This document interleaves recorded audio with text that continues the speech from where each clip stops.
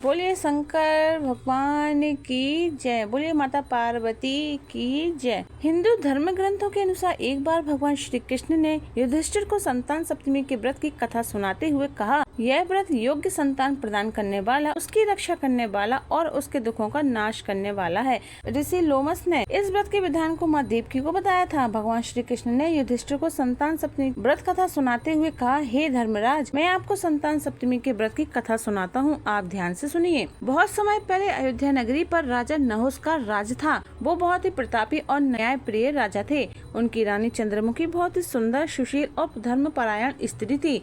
उनके राज्य में एक विष्णुदत्त नाम का ब्राह्मण अपनी भार्या रूपवती के साथ निवास करता था। रानी चंद्रमुखी और ब्राह्मणी रूपवती में बहुत अनुराग था। वे दोनों काफी समय एक दूसरे के साथ बिताती थी। एक दिन वो दोनों सरयू नदी में स्नान करने के लिए गयीं। उस दिन संतान सप्तमी थी। उन्होंने देखा कि स्त्रियां वहां पर स्नान करके वहीं माता पार्वती और भगवान शिव की प्रतिमा बनाकर विधि विधान के अनुसार उनकी पूजा अर्चना कर रही हैं। तब उन दोनों ने उन स्त्रियों से उस पूजा अर्चना के विषय में पूछा तो उन स्त्रियों ने कहा कि हे रानी जी, हम सुख, सौभाग्य और संतान देने वाला संतान सप्तमी यानी कि मुक्ताभरण व्रत कर रही हैं। इसमें हम भगवान शिव और माता पार्वती की पूजा अर्चना करके भगवान शिव को धागा बांधकर जीवन भर यह व्रत करने का संकल्प कर रही हैं। इस प्रकार उन स्त्रियों ने उनको उस व्रत की विधि के विषय में बताया। उन स्त्रियों ने उस संतान देने वाले व्रत के विषय में जानकर उन दोनों ने भी भगवान शिव को धागा बांधकर जीवन भर उस व्रत को करने का संकल्प लिया। परंतु दुर्भाग्यवश वो दोनों ही संकल्पित व्रत करना भूल गयीं। परिणाम स्वरूप मरने के बाद उन्हें कुछ योनियों में जन्म लेना पड़ा। उन विभिन्न योनियों में दुख भोगकर एक बार फिर उन्हें मनुष्य योनि प्राप्त हुई। इस जन्म में रानी चंद्रमुखी ने राजकुमारी ईश्वरी के रूप में जन्म लिया और उनका विवाह मथुरा के राजा पृथ्वीनाथ के साथ हुआ। और ब्राह्मणी रूपवती ने भूषणा के रूप में एक ब्राह्मण परिवार में जन्म लिया और उसका विवाह मथुरा के राजपुरोहित अग्निमुखी के साथ हुआ। पूर्व जन्म की ही भांति इस जन्म में भी उन दोनों में बहुत प्रेम था। पूर्व जन्म में संकल्पित व्रत न करने के कारण इस जन्म में रानी को संतान सुख प्राप्त नहीं हो सका। उसने एक मूक बधिर बालक को जन्म दिया और वो भी अल्पायु। इस कारण वो बहुत ही दुखी रहने लगी। उधर सौभाग्यवश ब्राह्मणी भूषणा को उस व्रत का स्मरण रहा और उसने इस जन्म में उस व्रत का पालन किया, जिसके फलस्वरूप उसको 8 पुत्रों की प्राप्ति हुई। उसके 8 पुत्र स्वस्थ होने के साथ साथ बहुत ही रूपवान और गुणवान भी थे। जब भूषणा को अपनी सखी रानी ईश्वरी के मूक बधिर पुत्र की मृत्यु का पता चला तो वो रानी को सहानुभूति देने के लिए उसके पास गई। पुत्र की मृत्यु के शोक के कारण रानी के हृदय में अपनी सहेली भूषणा के प्रति ईर्ष्या उत्पन्न हो गई।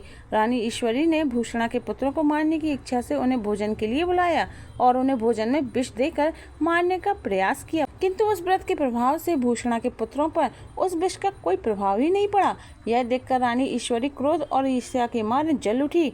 उसने सेवकों को आदेश दिया कि वो भूषणा के पुत्रों को यमुना के गहरे पानी में फेंक दे। परंतु इस बार भी उस व्रत के प्रभाव से उन बालकों का बाल भी बाका नहीं हुआ और वो सुरक्षित रहे। इतना सब कुछ होने के बाद भी रानी ईश्वरी को सब्र नहीं हुआ और उसने भूषणा के पुत्रों को मारने के लिए जल्लादों को आदेश दे दिया। सेवक उन्हें जल्लादों के पास ले गए, किंतु यहाँ भी भगवान शिव और माता पार्वती ने भूषणा के पुत्रों की रक्षा की और उन्हीं की कृपा से वो इस बार भी पूर्ण रूप से सुरक्षित रहे। जब यह बात रानी को पता चली तो उसे आभास हुआ कि हो न हो यह कोई ईश्वरीय चमत्कार है और उसने भूषणा से अपनी भूल के लिए क्षमा मांगी। रानी ने भूषणा को बताया कि किस किस प्रकार से उसके पुत्रों को मारने का प्रयास किया, परंतु उसके पुत्र हर बार सुरक्षित रहे। रानी ने भूषणा से उसका कारण जानने के लिए पूछा। तब भूषणा ने रानी को पुनर्जन्म के उस व्रत का स्मरण कराया और उसे बताया कि वो दोनों पूर्व जन्म में सहेलियां थीं और उन्होंने मुक्ताभरण व्रत का संकल्प लिया था, परंतु वो उसे करना भूल गई थी। किंतु इस जन्म में मैंने उस संकल्प को पूर्ण किया और मुक्ताभरण व्रत का पालन किया। यह सब भगवान शिव और माता पार्वती का आशीर्वाद है और उस व्रत का प्रभाव है, जिसके कारण मेरे पुत्र हर विपत्ति से सुरक्षित रहे। भूषणा से यह सब जानकर रानी ईश्वरी को भी उस व्रत का स्मरण हो आया और रानी ने विधि विधान के साथ मुक्ताभरण व्रत करना प्रारंभ कर दिया। उस व्रत के प्रभाव से रानी को भी एक स्वस्थ और सुंदर पुत्र प्राप्त हुआ।